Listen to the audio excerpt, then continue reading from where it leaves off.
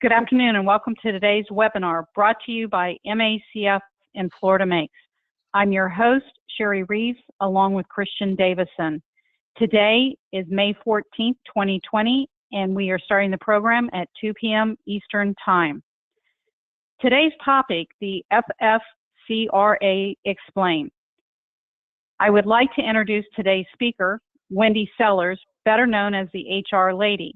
For the first time in history, all small employers are required to provide paid sick leave and paid FMLA leave effective April 1st, 2020. As MACF's expert, Wendy is here today to update you on several changes from her last webinar 8 weeks ago. A few housekeeping notes. As a participant, your audio will be in listen-only mode using your phone or computer, whichever is more convenient. Additionally, you will have the opportunity to ask your questions using the question window. This is a live webinar event which is being recorded. A link to the recording will be provided to you within a few days. Now, I'd like to turn the presentation over to Wendy. Thanks, Sherry. Hey, everybody. This is Wendy Sellers, the HR Lady. We did this, I can't believe it's been 8 weeks ago, and I'm not going to say a lot has changed, but a lot has been clarified. I think in the beginning there was maybe a dozen questions and answers that are now posted online by the Department of Labor, and as of a couple days ago, I believe we're at like 93. And so we have to keep going back every few days because the Department of Labor adds more questions and answers, but it is extremely confusing. And we're gonna quickly go, jump in here. Please, if you have any questions, make sure that you post them in the question window, and I will do my best to keep an eye on them and answer the questions, although many of your questions may be answered in the next slide. So with that said, let's get started here. If you do not know anything about the Families First Coronavirus Response Act, here are the basics. So for short, it's the FFCRA, and it's effective April 1st through the end of this year. So as everybody on the phone knows right now, we don't know when this is going to clear up, if there's going to be another illness that comes from coronavirus. And so right now they do have it through the end of December. Will that be expanded? Only time will tell. It certainly will not be shortened. There are several parts of the law that you need to be aware of as an employer with less than 500 employees. It is the number one and confusing thing is the expanded FMLA protection. Most employers in regular times, if you have less than 50 employees, you don't have to worry about the FMLA, meaning your employee goes out on leave for whatever reason, they just follow your policy and they're not protected per se for the FMLA up to 12 weeks over the course of a year. Now they will be, but just for the 6 reasons that we are going to define. Some of this time is paid, some of it is 100% paid, some of it is 2/3 paid. We'll go over that. And then there's also paid FMLA/sick leave for childcare, AKA I'll call it homeschooling because it's easiest to say it that way. Although it's not just homeschooling, there could be situations where there's a disabled child that, it's more than just school, excuse me. And then there are tax credits as well, which we will go over. Oops. So I just updated this presentation the other day for another group that I did this for. So again, jumping back in, if you have 500 employees or less, you must comply with this. This is the first time you're hearing about it, you're pretty late into the game and you can get fined. So you need to quickly catch up, put all your postings out, make sure your employees are aware of their rights, and then back pay anybody who you accidentally didn't pay because you weren't aware of this. So in regular times, FMLA is only 50 employees or more. Now it's, anywhere from 1 employee to 500. You have 503, you're clear. If it's just you, you're fine as well also. You wouldn't have to necessarily pay yourself, but you can use it for the tax credit. So this expands FMLA for up to 12 weeks. It also, this is brand new. And again, this is only for these 6 reasons that we're going to go over. It expands it to new hires. If anybody on the call knows anything about regular FMLA, you have to work with the company for a year before you get protected. And I'm using some loose terminology here because we could be here forever explaining all this. The year is basically 12 months, but it's based on hours as well.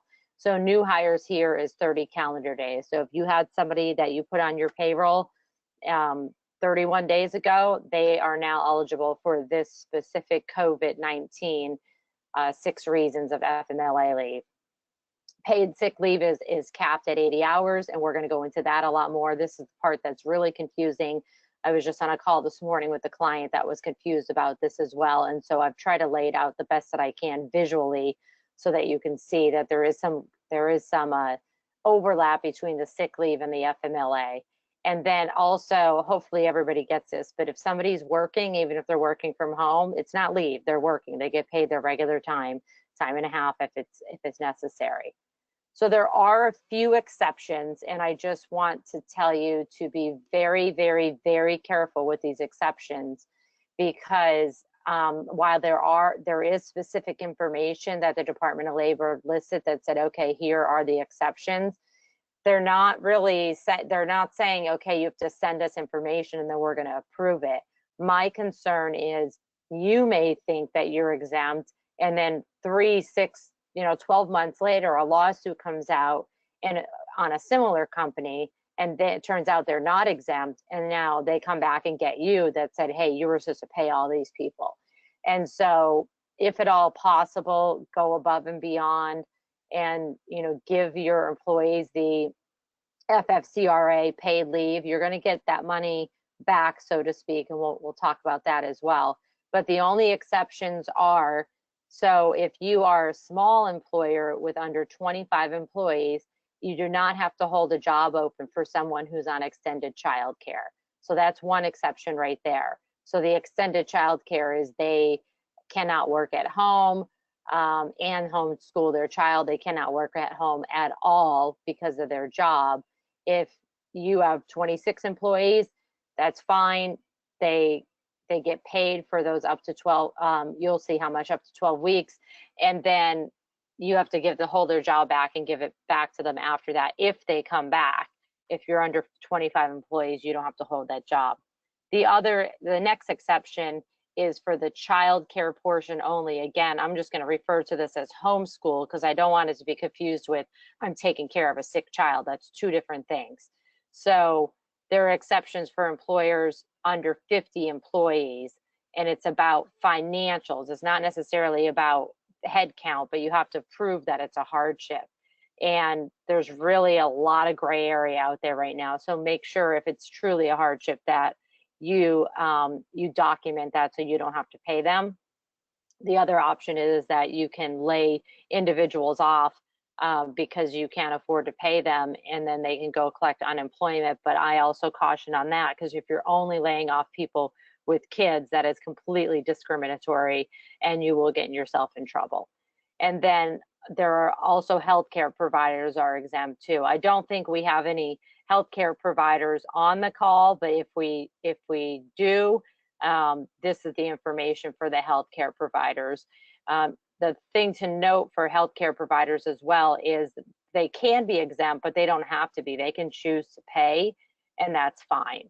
So I'm going to just scoot back here for a minute so I could show you these links, and we're going to go to them. In previous trainings, what I've done is, take screenshots of this information, but literally things keep changing by the day, every couple days. So now I'm just bringing you right to the website. And so what we want to do here is, I'm going to click here and show you, let me see here, if I could open my screen here, show you where this brings you. So this brings you to the Department of Labor website, and this is the main link that's going to take you to a gazillion other links. And there's a lot of information, and it's very confusing. When we get done with this call today, you can connect with me on LinkedIn, And if you have any questions whatsoever, just shoot me a message on LinkedIn. I'm on there like 90 times a day, especially during this COVID. And then I could respond to you there. I've also posted a lot of information on my LinkedIn that you can just go ahead and stalk my account, and maybe the information's already there. And then finally, I do have a lot of forms that either I've created or I've gotten from somewhere that somebody else has created and everybody's sharing them, that I could email you. I can message you right through LinkedIn some forms and trackers as well. I have a really great tracker that a payroll company provided that I can give you, that you're going to need to track every single hour that you pay. And I can guarantee you there will be audits. So you want to make sure your employees are filling out a form saying, yes, this is legit. I'm sick, somebody in my family's sick, my child's out of school. They're verifying that information on a form, and then you're documenting it on a tracker, an Excel sheet, so that you can use it for payroll. And then hopefully this will never happen, but if you get audited, and we don't know what's going to happen, that you can prove that no, this was my employee taking this. I didn't just steal this money from the government, because that's basically what it is.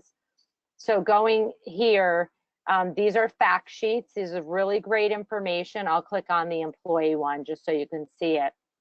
But there's basically a summary of, okay, what is the FFCRA and what are my rights as an employee? But keep in mind, this one is focused on the employee, so it doesn't go into the nitty gritty as much on the employer side, but it does. It's pretty good information. It lays out the reasons why, which we're going to go into, and then even more information here. So I don't want to overwhelm you with that yet. And then there's a similar one. There's one in Spanish as well, and then there's a similar one for the employer.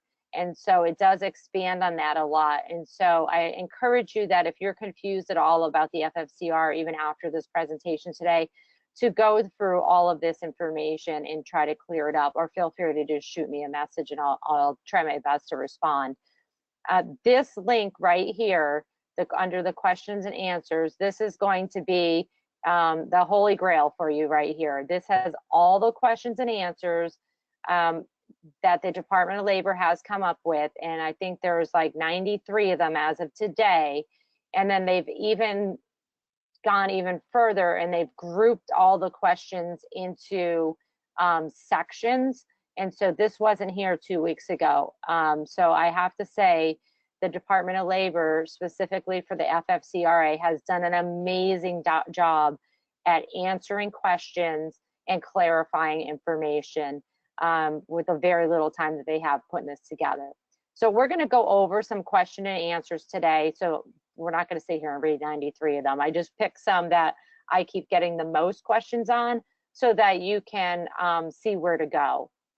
And then again, there's more just FLSA, which is wage and hour, and then FMLA questions and answers related to COVID. If you have not done so yet, you have to download a poster. And if you have more than English in your organization, download the relevant language as well. And this is mandatory. It has to be in your break room with all those other posters that I know drive everybody crazy. But you have to put this in your break room. And if you have anybody working from home, I recommend that if you have an intranet, you put it on there. I recommend you even go a further step and put it, send it in an email. And yes, it does open up Pandora's box that says, oh, now my employees know they can take time off, but that is the purpose of it. I would rather your employees take time off, even if they may not be telling the 100% truth, take the time off and stay home, even though they're getting paid, than infect somebody or infect your customer, because there will then be another lawsuit. So they have these in many different languages right here. If I don't believe anybody on this call is a federal employee, but if you are, you have a little bit different information. So if you're a federal employer, not a contractor, a federal employer like an agency, you know that, and it's just a different poster right here. Pretty much mostly everything I'm going to go over is the same if you're public if you're federal or if you're private, except for the federal and the public agencies, they don't get the tax credit. So they just pay out of their budget and that's it. More information even down here. This is a pretty decent webinar as well. PowerPoint slide that goes over everything, similar to what we're going to go over today, but it's pretty basic, and then they have it in Spanish. So I'm going to leave this here so we could jump back and go back into the presentation. We already went to that one. Okay, so these are the 6 reasons, the only 6 reasons that somebody in your workplace would be able to take leave and get paid for it, and then you, the employer, would take that off of your tax payment. And we'll get into that down the road. So just hang on if you have any of those questions. So 6 reasons. And again, this is if they're unable to work.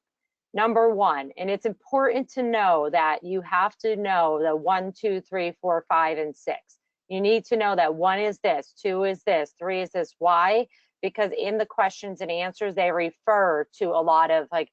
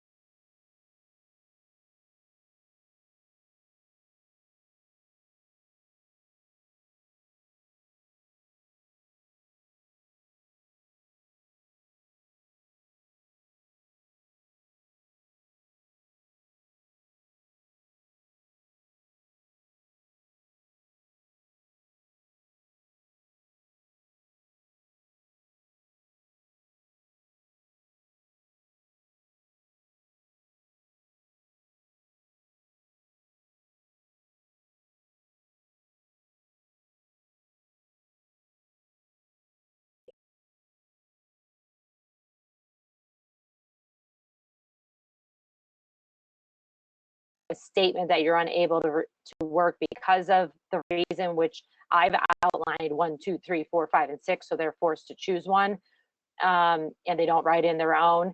If you're subject to a quarantine order, you should refer to that order. Honestly, this was used a lot in the beginning. Everybody knows what the orders are now, so don't come down too hard on them. And then if they're based on doctors' advice, and give that information. Before I go to the next screen, because there's more information, look at this right here. The law says they can do this orally, so you cannot force your employee to fill out a form.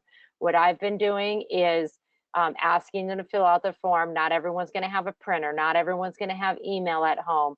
Not everyone's going to even have a computer. So if they're unable to do that and they leave me a voicemail or I talk to them, what I do is I put it in writing, and hopefully you have an email for them, or just put it in their file or in a COVID file that says, based on our phone call at this date on this time, blah, blah, blah. And you have to document it, because I'm telling you, there's going to be audits and you do not want to be caught in the audit. This is the rest of the question and answer for question 16, and it relates specifically to their child care. So the child care, not because they're sick, because they don't have school. And so they have to, give the information. Again, just because you take care of your cousin, if they're not legally your child, so to speak, under the law and under taxes, then they're not going to qualify. Can you take care of your cousin while you're taking care of your own kid? Sure, but your child is the one that's going to qualify. And they do have very specific information, and they refer to some other sites, such as the Family and Medical Leave site, on who is considered a child. The rest of the question 16 again is about certification. So this is some gray area here, but if your employee was already sick before with something, whether you knew or not, and now their doctor's saying they can't come in because they are at high risk, you know, they should have to, what I'm telling people is have them fill out the FMLA forms, which are all online and they're free, and have them fill that out even though you don't qualify for regular FMLA, and that way you have what is called a medical certification. Question number 18 was a popular one as well. What does it mean to be unable to work? So if somebody's working at home, they're working, you're paying them, end of story. If they're unable to work because their job requires them to be in the warehouse or the manufacturing plant, and you're not open or there's still a order, then they can't work, end of story. What you're going to start seeing, I suspect, if you haven't already, and we're getting towards the end of this because school is going to be out soon in many areas, is that the employee tried to work remotely and take care of their child, and they just are not able to. What the Department of Labor is asking that you employers do is to, you know, be flexible, let them work at night, let them work in the day, let them take a 3-hour lunch break so they can help their child, so that we can figure this all out and get everybody paid. Otherwise, you're going to have to terminate them and they're going to go on unemployment. In many states, and Florida is one of them, the unemployment chargeability is going to the employer's account still. Florida did not stop that. Many other states did. Florida did not. So the more people you put on unemployment, the higher your unemployment taxes are going to go, and that's going to be for a couple of years. So it's not always advantageous to put people on unemployment if you have work, because it's going to be really difficult to get them off of that unemployment, because they're going to be enjoying that up to $21 an hour right now.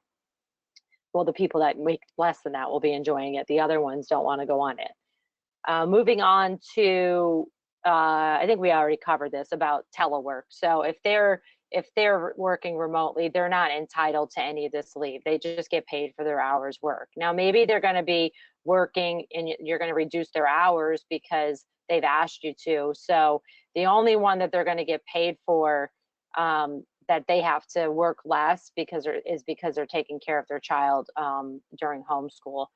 One of the questions that did just come out, and it's at the end of the Q&A list, I want to say it's like 90, is what about the summer? So the summer's coming up.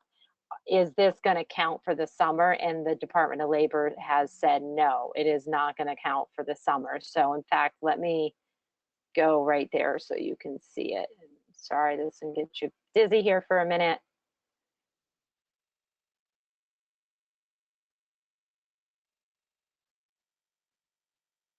Okay.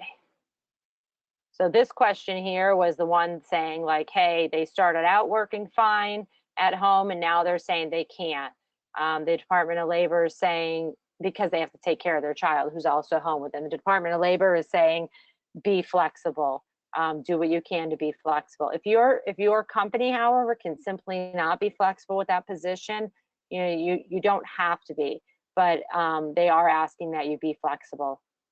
And then I believe, yep, it was the last question, is the question about the summer. So sick and paid sick leave and emergency family medical leave are not going to be able to be used during the summer. So it's just for regular school or regular daycare, if you know, daycare maybe before school, after school. So if the school is closed for the summer, then the employee is not going to get paid for this. They're going to have to find another option to take care of their child, whatever they normally do for the summer.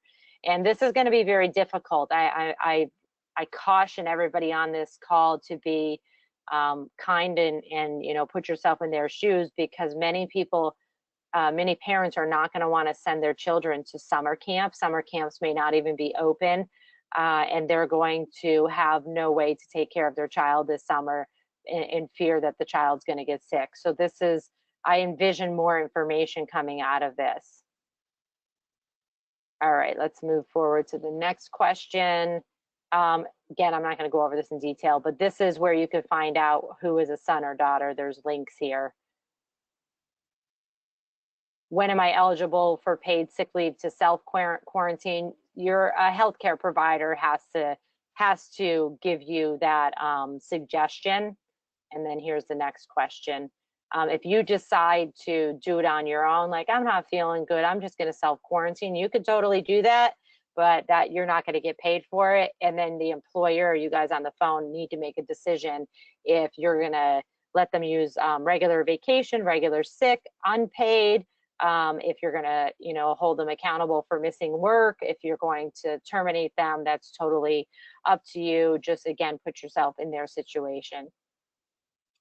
And then this one I already mentioned, we don't 100% have anything on this yet of what the other condition is, the number 6, but I've seen a few other a few lawyers post some things that this is coming, because if you're watching the news at all, you can see some strange conditions are happening with children where they didn't think many children could get this. And so there may be an answer to that soon. And then number 86 is paid sick leave. I mentioned this is an addition. So the PSL and the EPSL is an addition to any other form of unpaid or paid leave that you have. You can't double dip. You can't force them to use their vacation and then you get the tax credit. And you can't force them to use their vacation or sick time first. This comes first. Okay, moving on so that I can wrap this up. I know we're coming at the 45-minute mark here, and I want to make sure if anybody has any questions that you do submit those questions. So essential workers, most people on this call, I think, are in the manufacturing industry. Many, and so you already know what essential or non-essential is, but the list is here. And it may be, if you have more locations than just Florida, different states, cities, counties may have specific mandates. So making sure that if you are outside of just Florida or you are one county, that you know what is required. I have a whole other webinar that's an hour and a half long, specifically on, okay, what do we do when we return to work? And I cannot cover that all in here, but what I could tell you is that most states, I went through 12 states this morning for a client who had locations, manufacturing location in 12 different states, and every state is different. They can create their own rules, but most states are simply referring to the CDC and regular OSHA. But I did find a few states this morning when I was doing research that the governor of that state has mandated masks. The governor of Florida has basically referred to the CDC. Everything on the CDC's website is guidance. See this term right here? Guidance. Even the OSHA website is guidance. Am I taking it as guidance? Heck no, I'm taking it as go above and beyond, because there's going to be lawsuits out of this. And so this is a great website to know. If you just, Google CDC COVID, you're going to end up here somewhere, but you can see on the left-hand side, or even on the top here, but on the left-hand side, you can scroll right down to community, schools, and workplaces, and then go even further into guidance for businesses and employers. And this is the page that you're going to end up at. And there's a lot of information. There's even more information specifically for manufacturing, for meat, for healthcare. Some states have their own guidance as well. And then on this main page here, you'll see over here is guidance from OSHA. Oh, sorry, it'll take a minute to open, but I believe it's page 7 or 9 is where you want to go to and say, okay, I need to go to this page. And again, they update these things, so I just refer to the link so that if I download it and then I go to it again, there's another page there. But if you go to, we'll scroll right down here. So this is where you start getting develop an infectious response plan. So this starts talking about the workplace. So there's all this information right here, but again, this is all guidance. What my suggestion is to look to see what the guidance of CDC is and take it. You know, there's one thing that I found last week about the building ventilation system. So if you have fans in your workplace or you have air conditioning units, which most of us do in Florida, that you may want to put some kind of filter in there to make sure that it's not being spread. And then also, even if you have fans in an office, to make sure that they're only being directed at the individual who has a fan. But if that individual coughs, there goes the possible virus over their shoulder to someone else. So this is a great website to come to and make sure that you're doing the right thing. We don't have time to go into all that. These are the 3 things that I recommend at a minimum. Number 1 is document, and it's where they come in every day before they come into the workplace, and they document that they don't have coronavirus, they don't have any symptoms, and then they do it the next day, the next day, the next day. Many of my clients, especially in manufacturing, are doing this with non-contact thermometers, and they're doing it up to 3 times a day to certify. Is it required in the state of Florida? No. Is it a very good idea? Yes. And then of course the cloth face coverings, is it required? No, it's not in the state of Florida. In some states it is. I do have some self-certification forms for this. And so if you would like them, just message me through LinkedIn and I will drop them right into your LinkedIn Messenger. Wrapping this up here, just talking about layoffs and unemployment. I briefly mentioned this, not advocating to say, hey, you know, FFCRA is going to cost you a lot of money. It's hard to manage. I'm not advocating for that. But if you have to, and you just don't have work coming in, you don't have the money, and there's no way you're going to be able to pay all this, be very careful of who you lay off and who you keep, making sure it's not discriminatory, making sure that you are being, you know, considerate and doing the right thing. Document everything.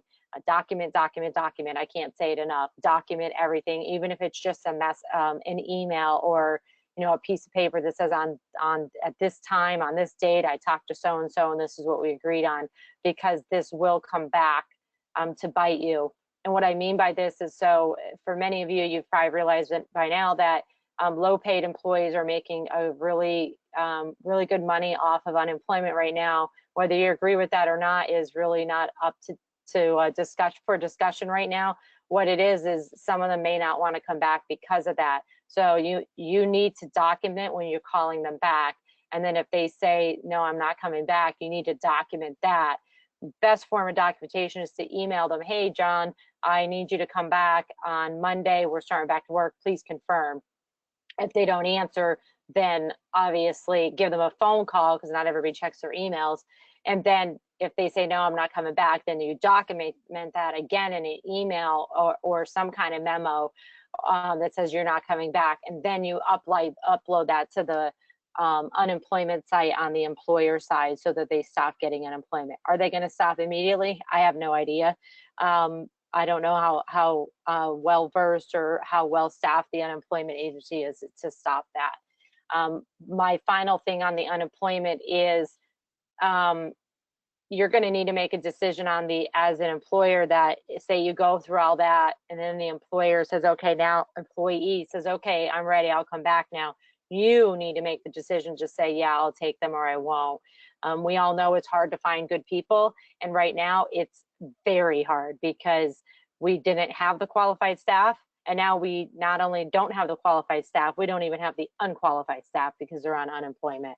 And so think before you make judgments that say is something like, oh, that person's a jerk and I'm not hiring them back, because we're right back where we were 2 months ago of not having qualified staff.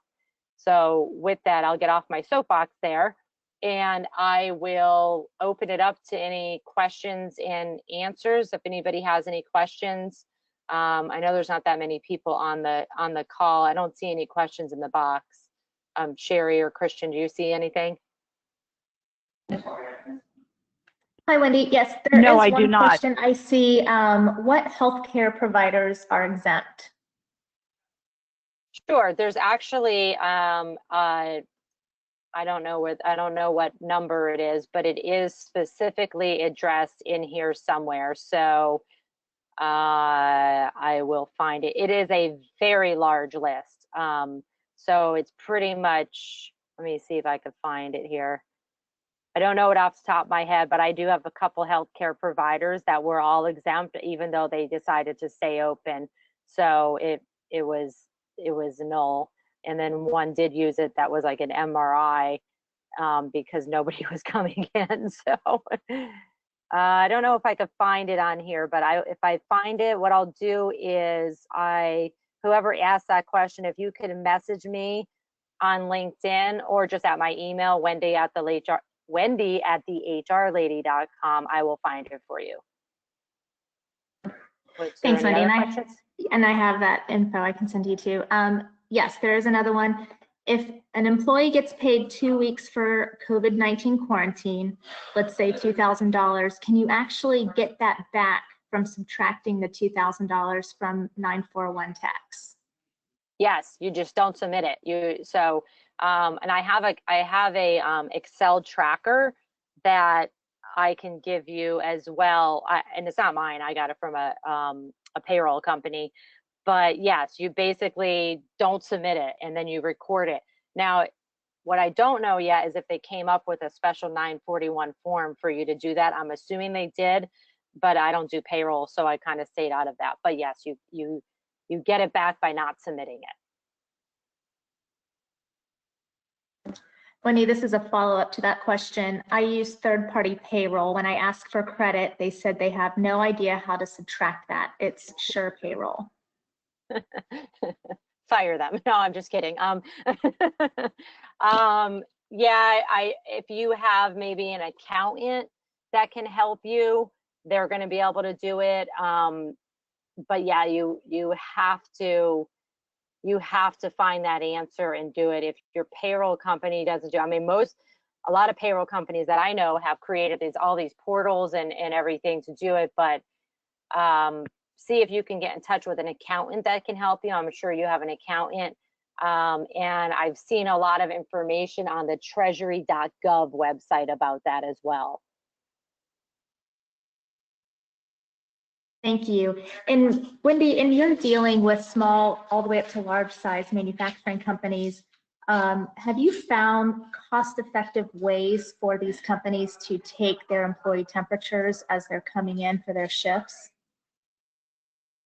Most of my clients that are doing it are, I'm not sure where they got it, but they all got like it's basically like a temperature gun, and they're doing non-contact now. And so as they're coming in, they're either having them, depending on the weather, having them under a tent outside the facility or coming in one at a time so that people aren't hovering in the same area. It's basically before they come in. Now, technically, you have to pay them for this time. So if they're coming in and you're taking their temperature, making them sign the forms, and then they have a temperature, you still got to pay them for the time, which is unfortunate because now they got to drive back home or however they got there. The other thing that I've seen is, this is particular in Florida, and then if you have anybody who is in the states where it's snowing right now, we have the opposite. If they're coming in and they had to walk to work or they had to, whatever, it's hot out, they may already have a high temperature. So you might ask them to come in and sit down for a few minutes in the air conditioning before you take it. The opposite is happening up in the north, is where they actually are sick, but because it's cold out, their temperature is not being rated correctly, and then they come in and they're sick. So, you know, my advice is, no matter where you are, have them come in and making sure that their body temperature is at a regular. And how are you going to do that? It's you know, unless you have a medical doctor or nurse on staff, it's very difficult. But I think what what OSHA is going to be looking for, and then with OSHA, your workers' comp insurance is going to be looking for the fact that you've tried and that you did everything you can to protect your employees and your customers. Wendy, if an employee refuses to have their temperature taken, legally, are you able to force them to do it? Or is that a fireable offense? Okay.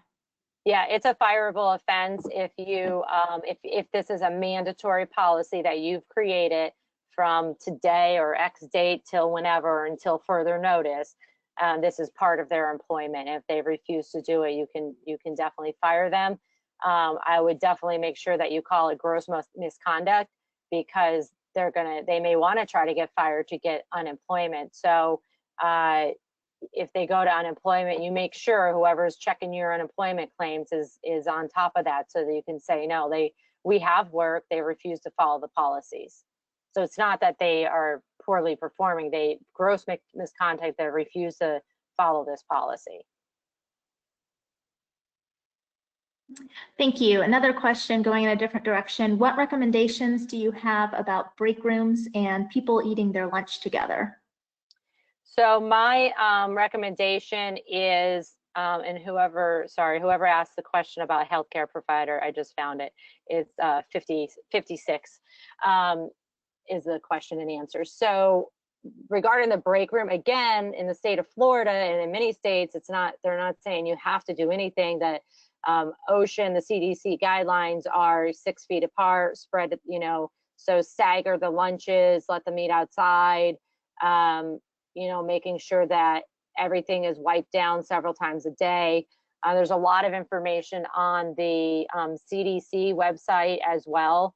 And so definitely, you know, I know people that are some of my clients used to be 2 shifts, and now they're like 4 shifts, because they're all staggered, so that people's lunch breaks and how many people can be in the workplace and in the break room, or heck, even in the restroom at the same time. Do you have to do this by law in state of Florida? No. Should you? Yes.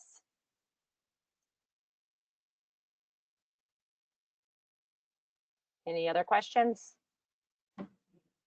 That is all I'm seeing for right now. If anybody has any other questions, please feel free to type them into the question portal at this time.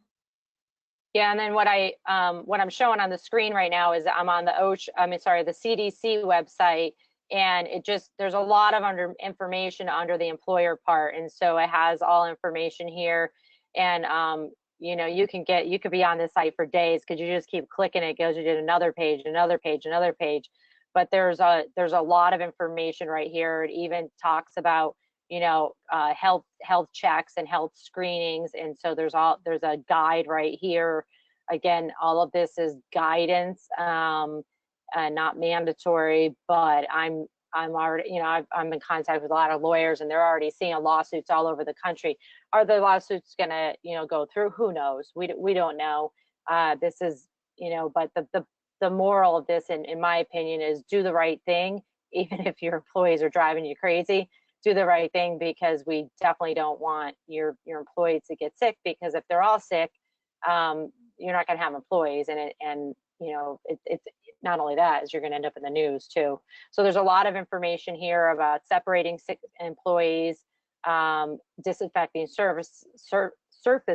Oh, I can't talk right now. All the way down to information. There's more information down here about, you know, pinpointing who should be in charge of all this. One of the final things that I would like to say, because I know we're over time here, is if you haven't already created some kind of committee to deal with all this, you should, and make sure it's not just all management. Make sure it's good old regular employees because listen, our employees don't listen to us, but they'll listen to their buddy. So make sure all those people are represented well on that committee, so everybody knows why we're doing what we're doing, and it's to protect them. All right. Well, we'd like to thank, go ahead. I was just going to say, I think that's all I have. Thank you. Well, we'd like to thank you, Wendy, for your time today and for your many years of experience in HR. We'd also once again like to thank Florida Makes for their continued support of Florida manufacturers. We'd like to thank you for your participation in today's webinar. And if you would like more information about MACF, please check out our website at www.macf.biz.